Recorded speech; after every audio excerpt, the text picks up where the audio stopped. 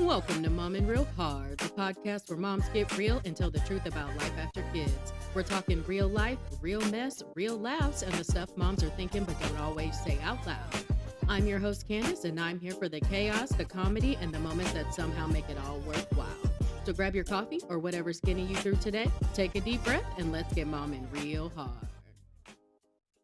This might be one of the most powerful conversations we have on Mom and Real Hard. We're sitting down with a woman whose story isn't just about hardship, it's about survival, resilience, and what it truly means to keep showing up when life keeps knocking you down.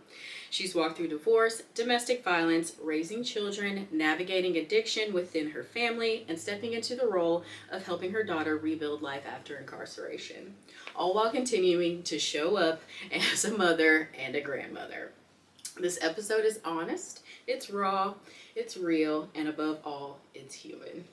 If you've ever felt like you've been handed more than you can carry, this conversation is for you. So let's get into it. All right, how are you today? I'm fabulous. All right, so tell us just a little bit about you, your name, who you are, and... I'm Daphne Fudge. I am a working Dee Yeah, grandma. okay. I have custody of my grandkids. Mm-hmm. I work full time. Mm-hmm. I'll be 60 this year. Okay, So we need to the have big party. 60, a big party. Okay. Yep. I have two grown children, 40 and 34, and then my three grandchildren, 12, 11, and 8. 12, 11, and 8. Okay, that's a lot. The 8-year-old lives with me full time. The boys stay at their other grandparents during the week. Oh, okay. So I have them on the weekends. You get them on the weekend. Every Yeah. weekend or every weekend? Well, now that mom's home, every weekend. Every Because they miss their mama. They miss their mama. I understand that 100%. So, just a fun fact, we know each other because you, again, I'm trying to tell this again. You were the friend. She was friends with one of my friend's mothers. And I was always at her house, probably more than my own house in high school. And so you guys were always there. You were always hanging out. They had a very strong village, which was very important to me. It's definitely something that you appreciate later in life as opposed to when you were in it. Mm-hmm. You don't realize the women that kind of shape who you are until you become, I guess, an adult or a woman, right? But you guys really did. So definitely thank you for that. It's something that I really appreciate more than you probably would know. Yeah, so it was definitely great seeing you guys and how you kind of came together and were always there for each other and had each other's back no matter what. No matter what. And it's not very common now that a lot of that kind of girl gang energy exists, but we definitely want to bring those villages back because they are super important. Very important. To your mental health. Mental health survival. Survival, right, and your mom life. So thank you again for that. I appreciate you being the great example that you are. So tell us a little bit about what brings you joy right now. Brings me joy right now. I garden. Mm-hmm. I love to cook. Okay. I love spending time with my grandkids. Mm-hmm. Most of the time. You know, we get them teenage years and yeah, they're a little mouthy. Huh? No, they're precious. They're sweet most of the time. But I do enjoy doing that. I like spending time with my friends, even if it's just going to dinner and socializing. Exactly. Yeah. I enjoy that so much because I really think that taking some time for you, either if it's a little bit during the day, throughout the week, that self-care, just making sure you get a little bit of a break, if you want to call it, just to give yourself some love. Because you get burnt out if you don't. You do. You get burnt out. It's a lot. It's a lot raising these kids, taking care of humans all day. So I love that you spend a few nights a week or a few times to just take care of you. Yeah. And also gardening and cooking. What do you got in your garden right now? I have a tomato. Okay. I live townhouse, small backyard, got a little raised bed, so I've got aroma tomato, some banana peppers, and some jalapenos. Okay. And lots of flowers and herbs. Rosemary. I like to put the rosemary in juice. I know it sounds goofy, but like pineapple juice and rosemary, it's amazing. And grapefruit juice. And you can't really taste the rosemary, but you can, like, you smell it. You're using all the senses, I guess. Okay. I've never tried that, but I feel like I don't even like rosemary. But we like putting it in our juice. It's interesting. Good. And you enjoy saving the bees, all the flowers. All the bees. We love that. Okay. All right. So tell me kind of a bit about what a normal day looks like for you. Normal day, hopping up out of bed. Well, not really. Not a hop. It's a slow merge. Hop, get ready. I get completely ready before, and then I wake Penelope up because she's not a morning child. Okay. And so I get her up. We do breakfast and pack the lunches and let the dogs out, and we go to the bus stop and I wait for the bus. I go to work all day, and then I'm blessed to work close to home. So I come home, and we typically like go to the park or go out to dinner with my friends, ride the bikes, sit on the patio, summertime in the pool. So ooh, I love a good pool. Me too. All right. That's one of the things we like to do. Our big thing is traveling. We love a good road trip, but just hanging out, playing Mario Kart, spending just a little time together during the week is good too. Because I think kids sometimes they go to school all day, they're overwhelmed. They want to hang out with you a little bit too. So I think they do, and they don't want school. Penelope. We're supposed to read 20 minutes a night, and she says, all I do all day is read. I don't want to read when I get home. Right. I was like, okay. And I get that. That's one good thing I like about the boys' school. They don't do homework. Yeah. Because they're at their school doing work all day, and then you want to come home and make them do all this work, and they're already overwhelmed. They need a break too. They do. We get to clock out. So they should be able to clock out too. Correct. Right. All right. So with that, like I said, you've walked through a lot in life. What parts of your journey do you feel are important for you to share today? The struggles with divorce, the struggles with living with people with addiction, prevailing and healing. Right. That's the most important. I'm glad I'm to the point where that is a thing. Yes. And it's I think I'm making good progress. Yes, I think you're making growth, healing progress. I love to hear that. I think there's so many women that struggle with that, living with a narcissist, not realizing that you're living with a narcissist, and try and struggle with when is the time to leave, if we leave, or you might not realize it until you're on the other side of it, that's kind of what was happening. But you guys were together for so long, so it was just very shocking for, the world. It was for me too. Right, it was very shocking for the world when all that kind of went down. Because, we kind of thought you'd be together forever. But you never really know. The fairy tales. Yes, you never really know what happens behind closed doors. No. But it's okay. It's fine. It's okay. Yeah. So when you look back, do you feel like that was the hardest season for you, or what was kind of the hardest season? My divorce was the hardest season, I believe. I mean, there's several, but dealing with the divorce, my friends are like, you need to find you a good man, and you need to find find somebody that's going to treat you good, and one day you're going to start trusting men again. And they always try to make it where I hate men or that I don't trust men, and I've tried to tell them that what happened to me made me question myself. It made me question my judgment, and I no longer trusted myself. Wow. And that was the most devastating part of it all. It really was, because I didn't know who I was. Right. I thought I knew who I was. I was a very confident woman. You always have been a very confident woman. And it just all got taken away. Yeah. I think that, to me, what you just said, living with the narcissist made you question your own judgment. What he was putting you through made you question your own self and your own thought process. That is wild to me. It is. It's wild to me looking back. Looking back on it, right. Because now, obviously, when you do get a new partner, you don't want to take that trauma into the new relationship, because that's not fair. But now every time you're like, oh, is this right? Am I doing this right?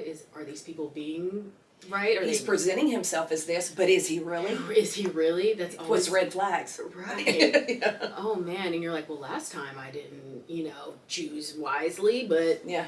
wow. Okay, that's a very interesting way to look at it. I Yeah. don't know that many people. I don't know that anybody's ever said it that way to me. Yeah. But yeah.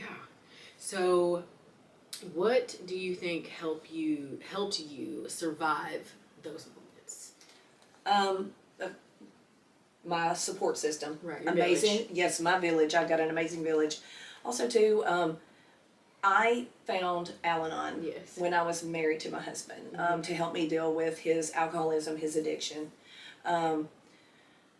And those people really did save my life. Mm-hmm. They really did. And it's the greatest thing. And if you don't know what Al-Anon is, it is a group that gets together of friends, family, husbands, wives of people in addiction or alcoholism, and it's amazing. If you find, you got to find your right group though. Right. You got to find the right group. Mm-hmm. Don't just go once or twice. Try a few Keep until you going. find who you click with. Mm-hmm. But that helped me prepare for my daughter's addiction. Right. And so I was able to detach with love, Mm-hmm. and I could step away. It still killed me, and it broke my heart, Right. but it just, it really helped me. That foundation helped me with that, so. Okay. That's a good resource. We'll definitely have to look into seeing if we can find some resources for others to help them with that. I think that's a good start. I think having a village, especially if you don't have your own village, there are a lot of moms out there that don't have a great support system, that don't have anybody else to turn to. So something like that would be very powerful for them. Very. And very impactful. So we definitely want to make sure we can get some resources out there for everybody to look at if they need it.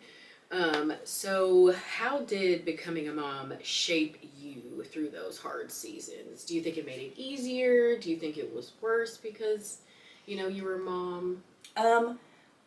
I think that I did both. Mm-hmm. I guess it's just both.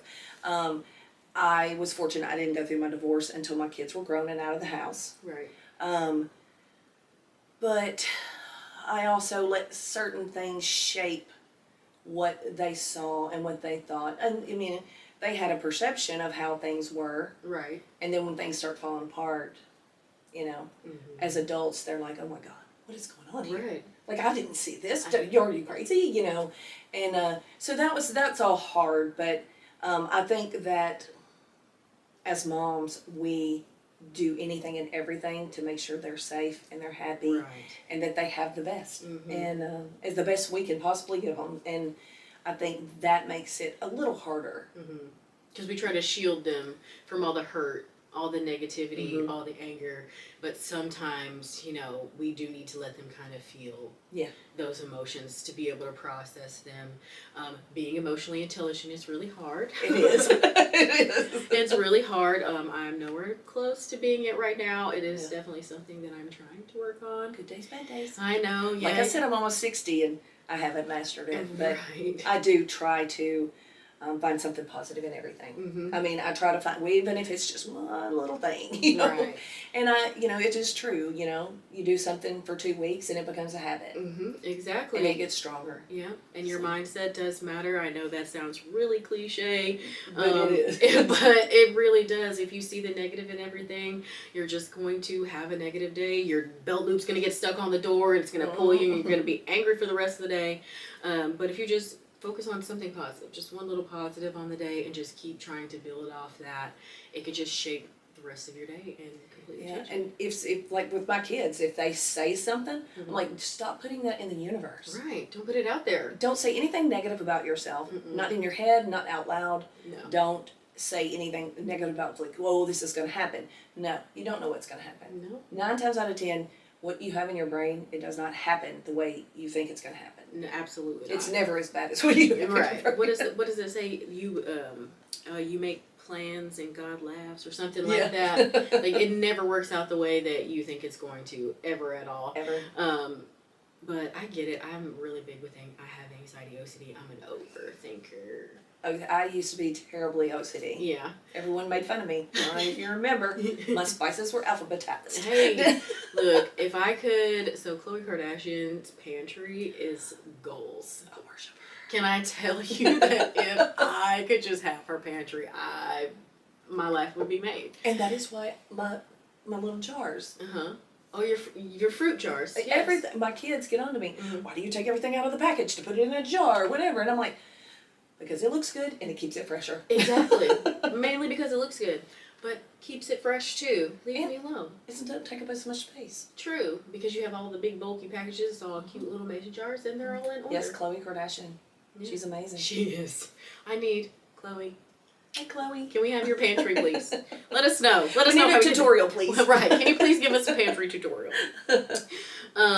So with that, with being a mom, keeping in the mom space, kind of what would you say being strong for your kids looks like? I'm kind of still learning that. I try to be supportive. Mm-hmm. I try to stay positive. I try to point out things that I don't try to say, oh, it's okay, it'll get better. Right. Because people don't want to hear that crap when you're having a hard time. Yeah. Shut up. Shut up. But I messed up because I didn't want them to see me cry, because I didn't want them to know how bad things were, or I didn't want them to have to feel the pain that I was feeling. And unfortunately, I think I taught them that it's not okay to cry. Right. Even though I told them, they never really saw me cry. Right. So I've really tried to work on that. I've tried to work on calm conversations. Because it's not that we had a rowdy, tumultuous household. Right. But there was yelling. Right. And I'm just not a yeller, and so I really try to keep things calm. And I just try to point out the positive things, but not in a condescending type things. And right now I'm just like, Devin's out of prison after 5 years, and she's there and she can see her kids, and I'm supporting her while she gets back on her feet. Not supporting her, but emotionally. Because she comes straight out and busted her tail. Car, job, insurance, everything. So I'm very proud of her. She's doing really well, and I just try to support her and high five her, because some days are a struggle for her. Yeah. You know. And they probably will be for a long time. Actually, they'll probably be hard forever. Well, and it's funny because I come home one day after working all day, and it was crazy at work, and she was off that day, and I walk in and she was like, "What's for dinner?" I said, "B.I., you have been here all day. Yeah. You should have had dinner ready when I hear it." And she was for like, me. "Mom, I'm so sorry." She said, "For 5 years, someone told me to come here and eat. My food was prepared, and I ate when when it was time for me to eat. I just didn't think about it. I'm so sorry." And I was like, "Okay, don't stress over it. Right. I'm just like telling you." I was kind of joking, but okay, I get it now. That has made a big difference. So it's the little things that she's trying to deal with. The routine. Readjustment. Just the people and the chaos. It's different. Like, you got people in chaos there, but it's different in the outside world. Right. So I've been trying to be super supportive there, but okay. Good days, bad days. Good days and bad days. So we can let's I guess go a little bit more into the addiction side. We have both struggled, with partners with addiction. That was a very challenging time in my life, trying to navigate being pregnant and dealing with a partner that was struggling, someone that you cared about and loved very much at the time, and it's just a very hard season to navigate. It definitely is. And not only did you navigate your relationship, you also navigated it within your motherhood journey with your children. So you kind of had a double whammy. I did. With that. Were they simultaneous with the addiction with your ex-husband and the kids, or was it separated events? My ex-husband's addiction, we met when we were in high school, so he'd always smoked, Yeah. the stuff. Mm-hmm. And The and devil's lettuce. the devil's lettuce. And so he had done that, and then because of, you know, the changing laws and Mm-hmm. things, you couldn't do that anymore because work drug tested you. So he had to stop doing that. Okay. And when he stopped doing that, that's when he started drinking. So he traded one Yes. for the other. And he went hard. I mean, you know, he was not a violent drunk. He was not, it was just annoying. And it got to where, you know, he was a functioning alcoholic for a very long time. Mm-hmm. And then he wasn't. And then it was everybody else's fault. And then it went into other extracurricular things that I wasn't aware of. Mm-hmm. And then it become lying about money and, you know, money coming up missing, or, you know, and that was really hard. As he had his issues, and then my daughter started having her issues, it was almost like everybody, oh, you're doing this, so I'm going to do this because mom's giving you the attention, or you're giving the kids more attention. And it was like, I'll give y'all attention if you act right. Can we just do stuff to act right, you know? But it was simultaneous, but almost not. Right. It would overlap. Mm-hmm. And it was, he was, when things happened with her, he was mostly supportive with me. Okay. And we would try to get through all that, because through all kinds of crazy stuff. And you know, it was just, it really was. It was a struggle because, again, it wasn't something, but it's just been, it feels like that's what I've done my whole life. Your whole life. Literally. It was kind of one after the other. And then, so did your son struggle as well? My son did struggle, and I wasn't even aware, because when he turned 18, he moved out. He was Mr. Independent. He was the smart kid. He, you know, where Devin struggled with reading, she had a reading disability, and he just didn't even open a book and had a 93-inch rig. So, oh, we love that for him. I mean, he got a job with Metro with my dad, and he literally, I thought everything was fine. Yeah. And then it wasn't. I feel like that's a lot of golden children in life, because there is so much pressure on them to be perfect, to kind of get the straight A's, the good grades, the scholarships, go to the good schools, and then you don't really notice they're struggling because they keep it quiet. Yeah. They don't want to admit kind of that they need help. So I do feel like that's a lot of, I guess, like you said, the golden children. They just feel those pressures and they don't want to let anybody know. Yeah. But as a mom, it's really hard because you want to be there for him. You would want to help him through that and not navigate that alone. But And it's like, what? Now you're going to act up? It's like, I got two, you're going to throw the third in there. It's okay. But you survived it beautifully. I survived it, for sure. You sure did. So tell me kind of how you support someone battling their own issues while also supporting yourself. I did do the Al-Anon, I did it for him, then it transitioned into my daughter. That helped me deal with her. It taught me to detach with love, but it was still, when that's your habit, and you don't even realize what you're doing isn't enabling that person, you're just trying to help them. You are. So here's my thing about the enabling, because I think a lot of people don't realize they are enabling whenever they do it, kind of making excuses for the behaviors or turning a blind eye to certain things that they're doing, saying, oh, well, that's just... Well, and I don't want to know, so I'm going to ignore it. Exactly. And I got onto my dad one time because he was constantly giving them money. I mean, he wasn't handing them $100 bills, Right. but they needed gas. Oh, here's $10, and I'm like, Daddy, you got to stop doing that, because if they take that $10 and get something bad and something happens to them, you're going to blame yourself. Right. And then I really got onto him, and my dad's gone now, but my dad had colon cancer, and he survived that. Oh, wow. And so, like, a couple years before he had his stroke, I sat him down and I was like, please stop giving the money.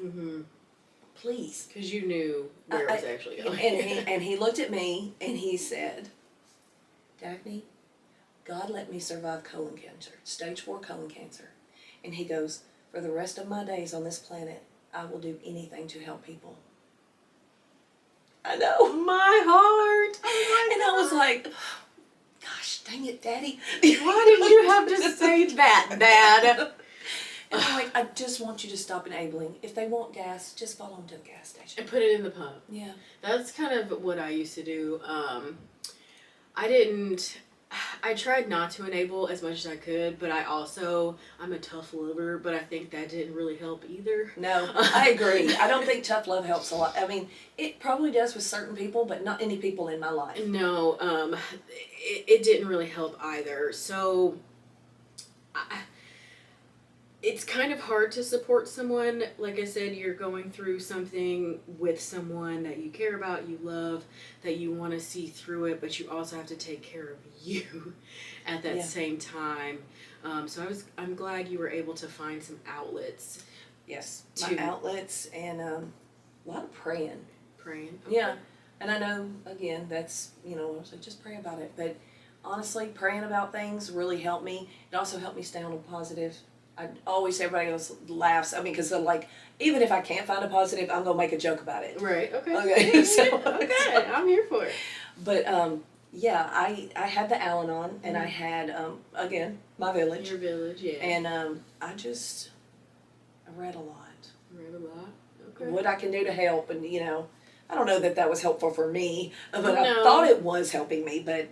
There I was still, I feel like that's part of enabling. Yeah. I'm trying to make this better for you. Right. So maybe you'll stop. Maybe you'll stop. You ain't stopping. No. Because I feel like, honestly, with addiction, you're not going to stop until you're ready. Exactly. I don't think, I will say that my ex-partner has been sober now for a few years. I don't know the exact That's awesome. date. So shout out to him. Very, very appreciative of that. But he had to want to. Yeah. It had to be up to him. It had to be his time, and only in his time. I couldn't push him into it, even as much as I tried. Yeah. So, but again, I am very thankful that now we are in a better place. He is doing exceptionally well, and it's good to see that, your ex-husband might not be, but at least the kid, The kids are doing no, he's are on not doing well at all. Well, I feel like he could be a whole episode on his own. That's a whole episode. I'm telling you what, I think you could have a whole episode just around him and the things that he's put you through, and just, oh my gosh, it's crazy. It's crazy. So with that, what is one thing that you wish people understood about families that are kind of going through this? Most people don't, honestly, they do not think that addiction is a disease. Mm-hmm. Maybe it is, maybe it isn't. Mm-hmm. But I fully know that most people want to quit, and they cannot. Mm-hmm. And, my son told me, I'm not going to quit because I'm going to be so sick, and I have to go to work, and I can't.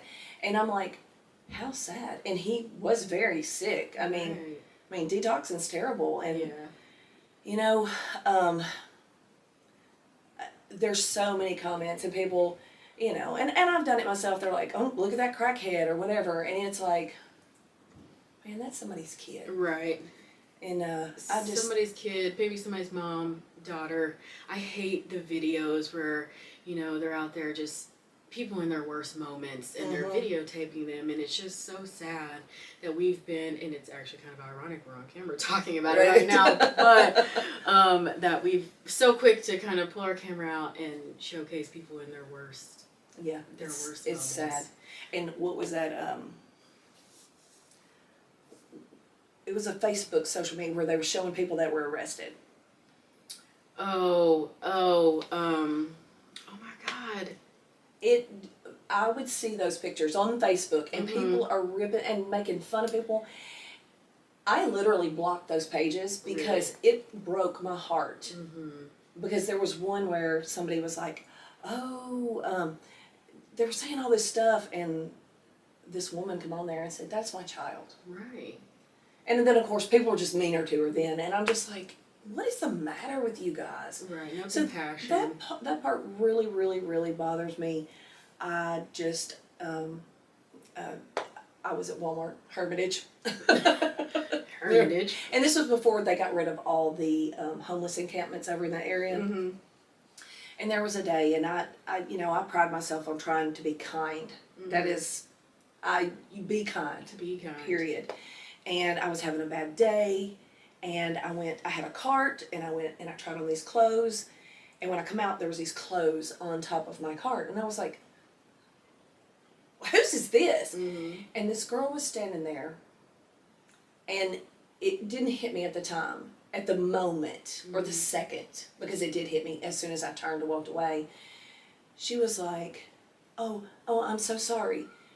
I visibly could look at her and tell she had some issues. Mm-hmm. And she had long, dark hair like my daughter. Mm-hmm. And I was like, oh, it's fine. And I went to walk off, and I instantly broke out in tears because that girl just needed somebody to be kind to her. Yeah. Because she just kept saying, I'm so sorry, I'm so sorry. Mm-hmm. And I could tell she come from the homeless encampment. Mm-hmm. She looked like she was coming off. Yeah. And it literally broke my heart. I got halfway through the store, and I turned around, and I walked that store for 20 minutes trying to find her to apologize. I couldn't find You her. couldn't find her. And it broke my heart. I cried about it. It was terrible. I still feel awful. Yeah. Because I'm like, that's somebody's little girl. Mm-hmm. It takes so little just to be kind. Yeah. And it's way easier to be negative and be mean and just snarky when you're in a bad mood. I do it too. I think we all do. I think everybody does. I just don't like it when I do. Yeah, right. You just don't like it. But it does. It's simple. Just a few little kind words. Mm-hmm.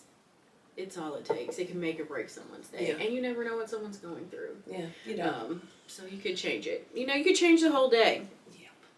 So now I try to pay a little better attention. Yes, pay a little bit better attention to your surroundings and kind of be aware of other people. I think too we get really just tunnel vision about what we're doing. We're so focused on us that we're not kind of aware of everybody else around us, what they kind of need. And I think it's important that we just visualize that. We kind of see what everybody else is needing around us and make sure that we're giving to, being kind. Mm-hmm. Kindness it takes it literally takes nothing. Nothing at all. Nothing at all. And it makes you feel better. Right. It does. It makes you feel better. I feel nicer. I feel better instead of when I'm in a mean, negative mood. Me too. So let's move on to kind of what it's been like stepping into motherhood as a grandmother. Do you feel like, do you have more patience now? Is it different? Because my mother as a grandmother is different Oh, yeah. than when I was a child. Yes. The same woman did not raise me. No.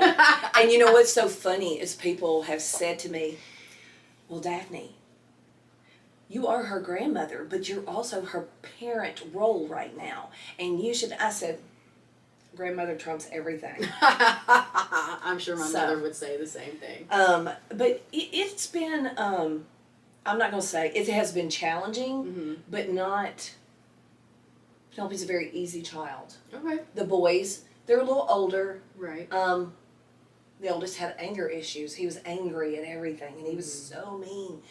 The middle one, he was more sad. He lost, his mom and all this stuff.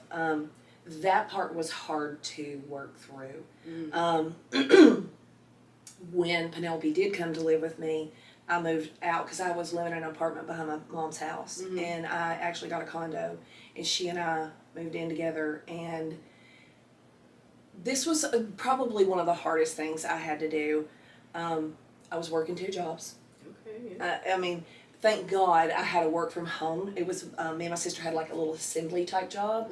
And it was right, before COVID. So I was, bringing in some money. I could get off work. She would pick up Penelope from the babysitter, and I would go to my sister's, and we'd work till 7 or 8. Then we'd go to the poorhouse, have a glass of wine, go home, Right. And it was making it where I could survive. But even though the second job was easy, it takes the toll on not having any personal time. Right. Penelope missed her mom, and she missed her brothers because her brothers had went to live with their dad. Yeah, okay. And so she would cry in her sleep all Aw. night long. Girl, Baby. it killed me. She would cry for her mom and her brothers, and it just broke my heart. So Mhm. I was working 2 jobs. I was getting no sleep. It was very, very, that part was rough. It was dealing with all the kids' emotions of all the things that had happened. And I told the oldest when he was at a highest point of meanness. And Peak mean. we had the knockdown drag out, and he went and sat on the stairs, and I went over and I let him cool off. You know, I let him cool off, and I was just like, but it's okay to be mad. Mhm. It's okay to be mad. It's okay to be sad. It's okay to cry. It's okay to feel all the things you feel. I said, because I'm mad. Right. And he's, what are you mad for? And I said, well, when you were born and I held your beautiful little face in my hands, I told your mom and daddy, don't screw this kid up. And I said, and what did they do? They screwed all this up. Mhm. And I'm mad. And I said, I told your mom this because I needed her to understand. Mhm. And she understands. And I need you to understand. We know we are all not perfect, but you have to learn how to channel your feelings. Right. You cannot lash out and be mean to everyone. Mhm. I said, does it make you feel better? Well, sometimes, you know. Like, Sometimes we just gotta get it out. so I'm like, so that's what I've tried. And that's just been the hardest thing to deal with is all their little emotions. Because I'm telling you, grandparents, if we could have had grandbabies first, we would have never had children. That's what I always tell them. They're like, it don't work like that. I was like, I know, I'm being funny. But they're just the best, and they are different. And I do have more patience, but I feel like it's my age. Okay. And when I say more patience, I don't have a lot of patience, but I have patience with them, more with, okay, let's not get upset about it. Let's do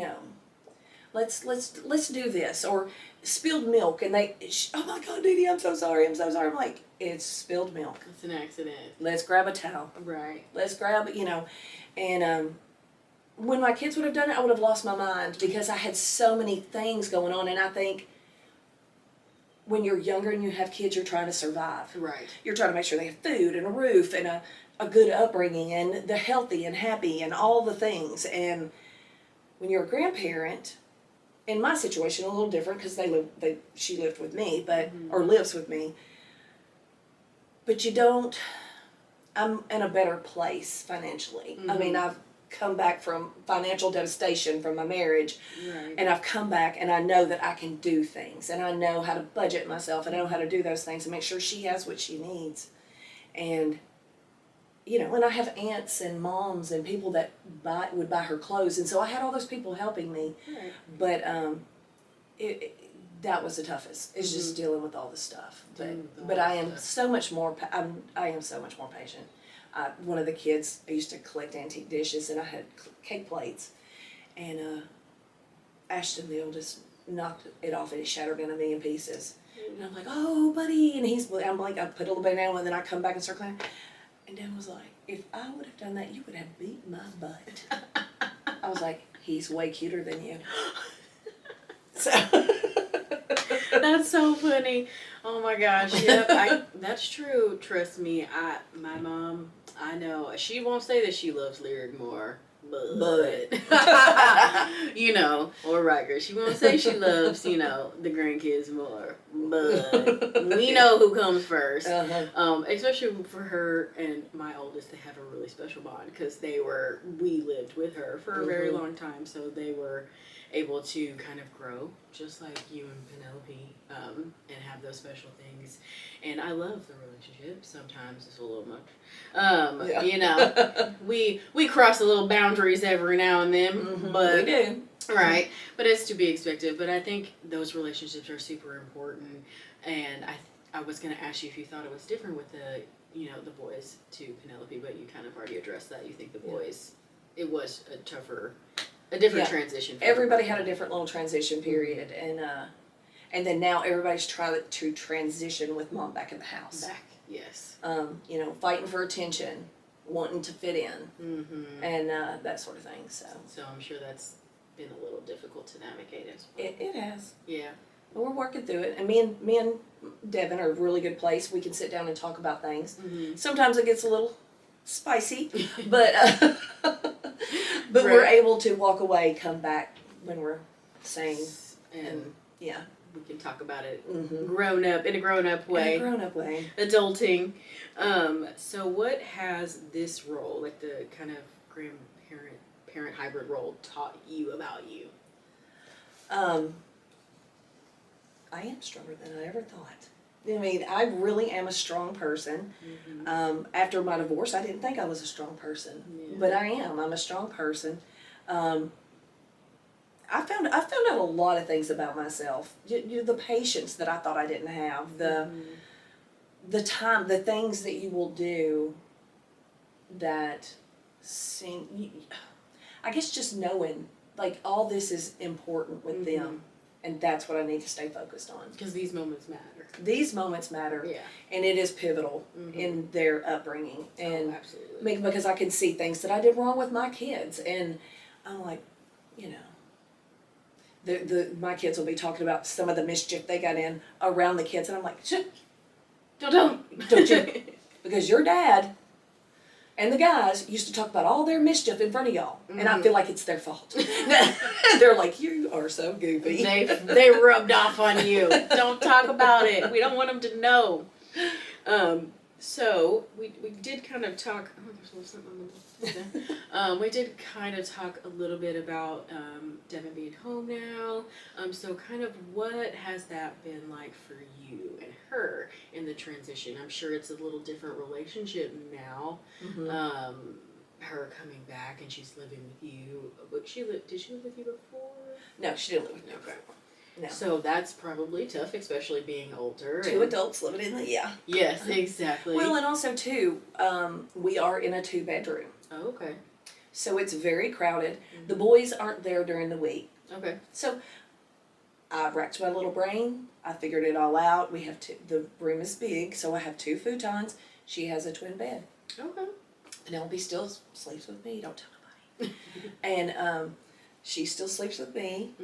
She don't want nobody to know, but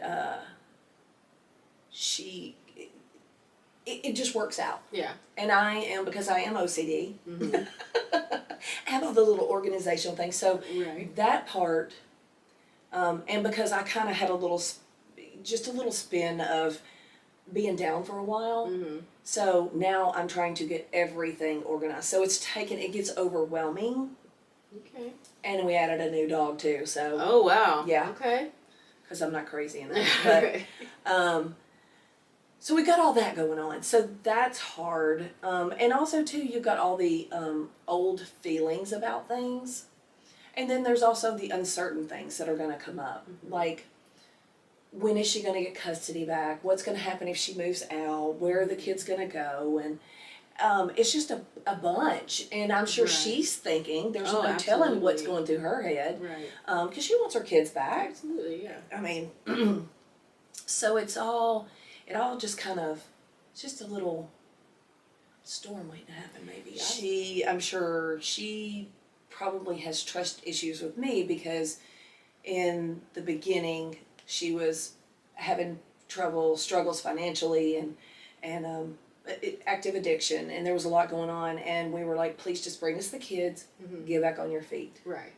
And then she brought the kids, and then there was an event that happened, and which at that moment kind of set a course for what happened, I guess is what I'm looking for. It's kind of like the catalyst for everything. Yes. Then. Yeah. So then we got custody, and she felt betrayed because it all happened around the holidays.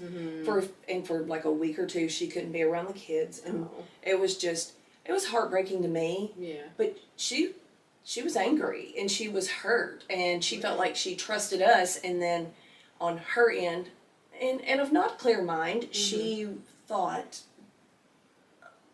and I'm going off what she told me, she thought that we did something shady to her. And as time goes on and she can reflect and she's, learning about herself and her life, she sees things a little differently. Yeah. But I'm sure she wants to trust, and it's just building. It's Right. just totally rebuilding everything. Yeah. I think you guys are gonna have to build trust back both ways, because you're gonna have to build trust with her, because people going through active addiction don't always tell the truth. Yeah.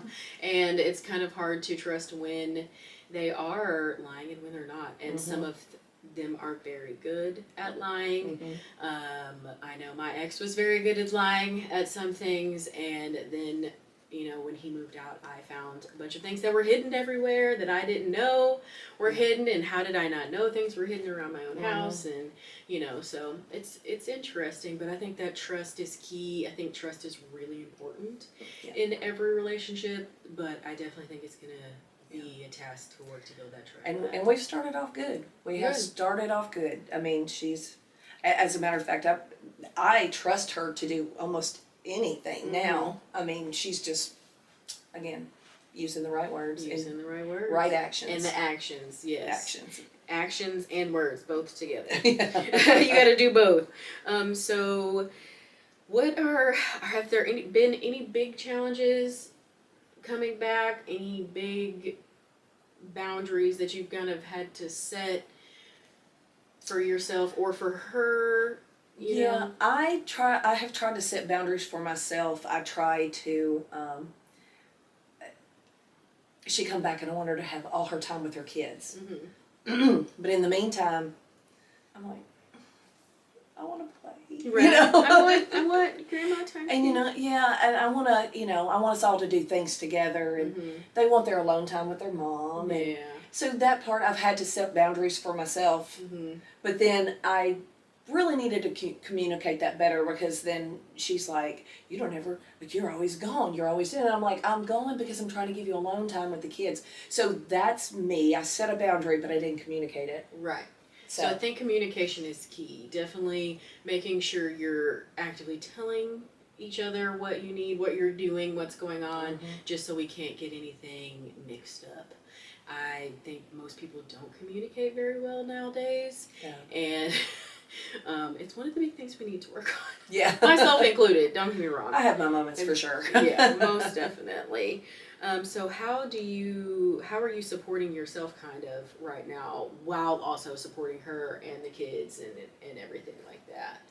What are you doing now to kind of support? Because are you still doing the Al-Anon stuff, or? I am not. I don't even know why I stopped going. Maybe COVID? I think it was COVID. No. Yeah, well, COVID ruined a lot of things. I had stopped before then. I think I don't even know why I stopped going, but I went for 7 years. Oh, wow. Yeah, I went for a long time. A long time. And, but now I don't even know if I don't support myself as much as I should. Okay. I do try to give myself some times. Right now, I'm mad at myself because this year I had these grand things and little things for me to do for the New Year's, because I make goals, I don't make resolutions. Okay. Started off, I had all this stuff to do. Got sick before Christmas. It just carried on. Then just didn't have the energy, and it was just a lot of stuff going on, and I still haven't followed through. Right. Not eating healthy. I mean, I'm on and off. When you can. I did do dry January though. That was fun. Yeah, I think though, we were talking about meal prepping. That was something that you enjoy. I do. And that kind of gives you a little outlet for. But if I miss that Sunday, then I messed up all week long. Oh, that's true, because then your meal prep is not done. It's not done, and then I'm bad all week, and but everybody works like, what did you make? I can smell it. It smells so good. I'm like, it is good. Well, I might need some recipes. I'll share. Okay. I got some good ones. Share some good ones. Well, they might want some recipes Yeah. too, right? Yeah. So moving kind of on a little bit into our healing journey, because that's where we are right now, right? What does that kind of look for you today, healing, and just kind of where do you want to be? Like, what is your peace almost? Yeah. I think with the things that have happened, I'm not sure if I'll ever be completely healed. I felt like that I was healing very well. Things come up, like everybody's in the house now and things are going on, I feel like I've kind of stopped. Mm-hmm. I need to get back on it. I need to focus on myself. I used to, because we had a schedule, and Right. Penelope would take her bath and she would go to bed 8:30. Mm-hmm. I would journal. I would do some Bible study, or I would, do my things, and Right. I'm not doing that. So maybe we need to get back to doing We that. need to get back to doing that. Yeah.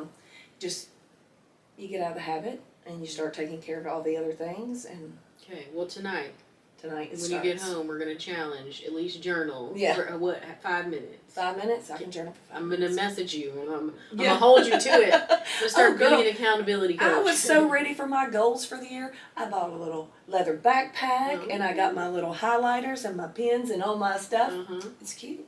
Okay. I hardly use it, Well, but let's start using we're it. gonna use it today. We're gonna use it tonight. You're gonna go home. You're gonna start your journaling, and then you're gonna keep doing it. Yep. Because it says what? If you do something for 2 weeks, it becomes a routine. Yeah, 14 days. Yeah. 14 days. There you go. So take every night before bed. That's one thing I like to do. I think it's really good to decompress Mhm. before you go to bed. I like to take 5 minutes, no phone, not replaying like my to-do list in my head or the things that I didn't get done, because I'm sure there's probably a million, or the things I need to do the next day. I just kind of center myself, ground myself, look at maybe 2 or 3 positive things for the day, and then set myself up for the next day. I do something called resetting the nest. That's cute. Yeah, thanks. So it's kind of helped me kind of set my next day up for success, essentially. But during that 5 minutes, in that is resetting your mind. Yeah. You know what I mean? For Yeah. the next day. And just making sure you go to sleep not holding the weight Yeah. of the day, because that makes you not sleep well. I already have insomnia. I don't sleep well as it is. So just kind of taking that added pressure off. Okay, so I had that too, but especially this is when I started this. Mhm. In January, I did dry January. Okay. And I learned very quickly, I just need a wine glass. Just a glass? It doesn't matter what's in it? It doesn't matter what's in it. Okay. I always thought, oh, I just need a glass of wine before I go to bed. Mhm. Doing dry January, I realized iced tea's good in it, chocolate milk's good in a wine glass, everything's good in a wine glass. Yeah. But I found these drinks, and they're magnesium drinks. There's Okay. 2 brands that I use, and they're amazing. And slice up one of my favorites is it's an orange vanilla. Okay. Slice up orange slices, put them in, put my little ice in there, a little sparkly, and I'm A little mocktail. a little mocktail. And it's magnesium, lion's mane, it's all the things, Mm-hmm. and it just totally The relaxes you. magnesium. Does the magnesium work, people? I think the drinks do. You think the drinks work? And it's a combo. There's like 4 things in there. Mm-hmm. I tried the spray. I sprayed it on my feet. It said put it on your feet. It made my feet peel, so we don't do that no more. Oh, don't do We that. were like no. So I didn't have good luck with the spray. Okay. So the drinks are But working for you. But the drinks are working for me, and they have now they're seltzer waterish, so they're not sweet at all. Mhm. So they're really good. They're Okay. And they also have a powder in one of the brands that I drink, and I'll mix it up because I don't like that grainy thing. So I'll mix them up in mason jars and put them in there in my refrigerator, and I'll Refrigerator. yeah. And just drink. Okay. Maybe I have to check out me some magnesium Mhm. drinks. So let's see. So now you are better at processing things than Yes. you used to be, right? So what are some of the things that you do now to process that, as opposed to, when you were younger or when you were a mother? What are kind of the differences there? I again try to focus on the positive. Mm-hmm. I try to pull out all the positive things that can be, because the more positive things you find, or the more you'll have a better attitude. Even if things don't go the way you want them to, you will have a better attitude. Mm-hmm. And again, I think all that's cliche, but it works. Works. It works. It really does. And again, I have my hobbies: the gardening, the cooking, the I have a neighbor who comes over and sits on my patio, and we just chit chat, and that's a good release. Right. She's a single mom, and she's high schoolers, and she's Doing it. Doing it hard. in the weeds. Yes, momming real hard. Momming real hard. Momming real hard. Aren't we all? Yeah. We are for real. It is really hard out here these days. There's a lot of added pressures in society in general. Yeah. Just to be the perfect mom, the perfect parent, the Pinterest, making sure we're doing the meal prep and giving them the healthy meals, and it's just so exhausting. It is. It's exhausting. I don't even know how we keep up. Yeah. So since you are we call us seasoned moms I here. love it. I know. Because I'm not old. Let's just start there. Not yet. I like to say I'm not, but. No, seasoned. We are well seasoned. What would you say to a mom who feels like she's drowning right now? She's in the thick of it. She's going through it. What would you tell her to try and get her on the other side? Okay. Slow down. But when I say slow down, I don't mean like, oh. I mean, slow down because your mind is spinning. Mm-hmm. And when you're focusing on everything, it's more overwhelming. Right. If you have to, write it down. Pick what's a priority. I know it's time consuming and you don't have time. You don't. But if you can physically do it from the beginning and then mentally do it later, just to make yourself have a habit, Right. slow down. Look for the good stuff. Again, look for the good stuff. The dishes will be there tomorrow. Right. They will. Yeah. You don't have a perfect house. I promise you. If you was to go to your friend's house unexpected, they're going to have dishes in the sink. They're going to have clothes in the floor. They're going to have a mess. I promise. Right. And it's okay. And guess what? If somebody goes to your house and they go to the bathroom and they look and see you have a dirty shower, oh, why are you so nosy? Right. Like, what are you doing looking at my shower, weirdo? My shower. You know? So, take care of your mind because that is going to be the most important thing. And I didn't do that. I got in the spin my younger years. I didn't have time to think of things. I didn't have time to, you know, a yard full of grass. And Devin one day said, look at the purple flower. And I'm like, what? Because I was just trying to get to ball practice. Right. You know? And You're I'm just going through those motions. oh my gosh, look at that flower, you know, and I did stop. And after that moment, I tried to do those things. Did I do it well? No. But as a seasoned mom, those are the most important things. Right. Find something that is yours and at least try to do it once a week. Yes. Even if it's for 30 minutes. And it doesn't have to be expensive. No. It can be something very cheap. It's even journaling, writing, just the paper. Those, those are inexpensive things you can do. Even some of the gardening is inexpensive, especially if you have a backyard or a little pot or box. I mean, get some dirt. It's free. The earth is free. The earth is free. And you know what? I actually seeded some things. And a pack of flower seeds are $2. Right, exactly. And you just throw them on the ground. Germinate them first. But, you know, I've learned that. There's a little bit of a process. But you know, it's there. like 30% chance if you throw it on the ground, it'll pop sprout? up. Yeah. But might have to use that. But do something. I mean, even if it's not gardening or cooking, you have something that you enjoy doing. And I had a friend tell me when I got my divorce, she said, continue to do the things you love and you're going to find somebody that loves to do it with you. And I'm like, I'm not looking for nobody.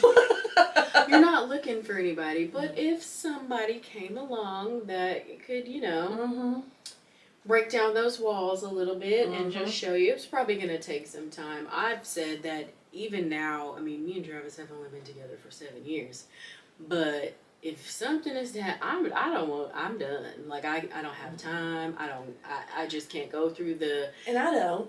And I've told my friend, I said, if I was to get in a relationship now, I can only give them 20%. And that's not fair to me and it's not fair to them. Yeah. So I don't want to do that. I don't want to find somebody good and then lose them because I ain't got no time. Right. I ain't got no time for you. I got no time for you. Right.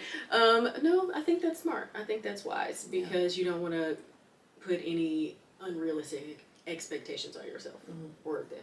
Well. I had to, as far as like the slowing down and one thing at a time, I can't have anything on my desk. I can only have the thing I'm working on at that time. Okay. I have a drawer, I put everything in it, or put it underneath this little thing where I cannot see it. I cannot have clutter. Okay. and I focus on that one thing, and then I move to the next. And that's what I have to do to make it flow the way I need it to. So you've learned things that help you organize your day. Mm-hmm. That's one of the things that a lot of moms have trouble with too, is just trying to organize their day, making sure it flows, staying on task. A lot of people, ADHD, ADD, you get... I have gotten geriatric, I call it geriatric ADHD. I bounce from one thing to the next all the time, and I'm like, girl, especially at home. You know, you get the laundry, you're going to take it upstairs, you get upstairs, and you're like, oh, look at this, and you start doing that. And then, oh, I need to take that to the bathroom. Well, then you start cleaning the sink. And you never complete a task. Nope. You've done like pieces of each of one, but not a single one is complete. So I've tried to not do that anymore. But I used to not do that. Now, as I'm older, and geriatric ADHD. Geriatric ADHD. That's too funny. Well, what are some assumptions people have made about you or your life that aren't really true? Well, like with my marriage, people thought we had the perfect marriage. But also too, that's my presentation. Right. I covered everything up. I needed everything to work, and I needed everything to look shiny. We protect our partner. So that is one thing that people thought of us that wasn't true. It was true most of the time. But, that was also self-inflicted. Right. And I think people think, okay, I'm not gonna say I don't struggle. I mean, when I first got Penelope, I had $36 a week to buy groceries. Wow. So, and I made it work. I ate a lot of black beans, girl. I love black beans. But also too, a lot of times,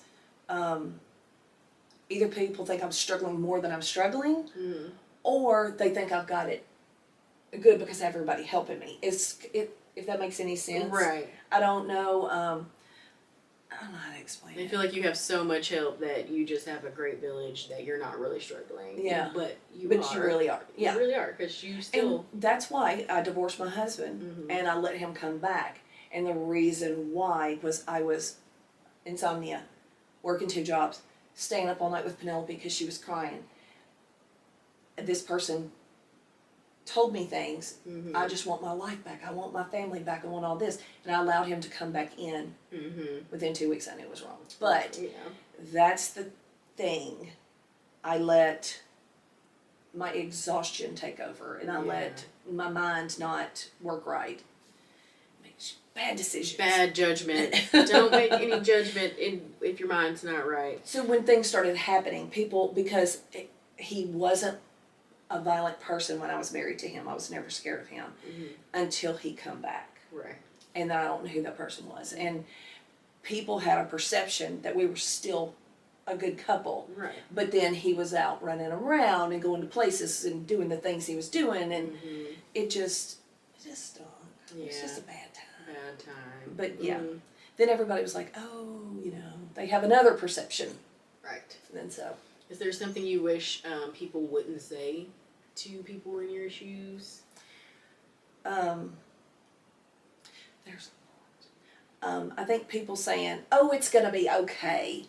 It's almost patronizing. Right. And I know they don't mean it like that, or maybe they do, I don't know.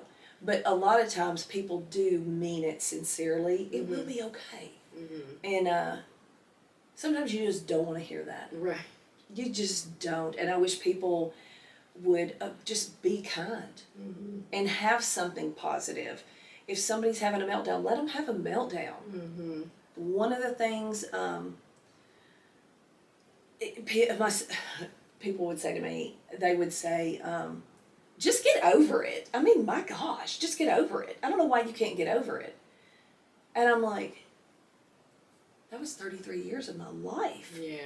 What am I supposed to get over? Oh, light switch. I'm good. People do not need to say get over it. Okay. Don't say get over it. Don't say get over it. Just be kind. Okay. That's what it is. Be kind, be positive. Compassion. If you can't say nothing nice, don't say nothing at all. Don't say nothing nice at all. Just keep your mouth shut. Keep it shut. That's what Mama used to say. If you can't say something nice, don't say nothing at all. So. Well, what kind of legacy do you hope to leave for your children and your grandchildren? Ooh. Well, there's no financial legacy, but Hey, you don't know that. Remember, might we hit gotta the lottery. manifest. Manifest. Put that. it in the world. Put it out there. Put that money out there. I hope that I can leave a legacy of happiness. All I want to do is be happy. I want to laugh. I want them to have that feeling of safety, security, and just pure happiness. Just pure happiness. Yeah. Aww. Because that's what I try to be all the time. Mm-hmm. And some days it works, some days it don't. Yeah, But I think you are and have always been a really bright light. You've got a really big, beautiful, loud personality. I think that you just kind of you always have radiated kindness and happiness, and yeah. it's so weird to hear you talk about like confidence issues and things, because for me, especially being younger, you know, I just thought you were the most confident person in the world, and you were just doing it, and Yeah. I just loved it so much. So I appreciate you being so honest with me today, and just kind of giving it to us real. And being very truthful and not holding anything back. I think those conversations need to be heard, because a lot of us are struggling, and just knowing that we're not alone. No, you're not alone. And you know, I just want to help people. Right, I just yeah. if one of my crazy incidents in my life can help somebody Right. not go through something, then I'm about it. Then we're about it. All Helping about one it. person. You know, stories like these don't really just deserve to be heard, they deserve to be felt. Like I said, just because you have walked through so much and you have kind of came out the other end so beautiful and so positive, even when you shouldn't have. Yeah. I mean, you've literally had so many things stacked against you. You should be miserable, Mary, right now. My friend said, I just don't even know how you are not in a loony bin, girl. Exactly. You should be somewhere with a straitjacket. Yeah.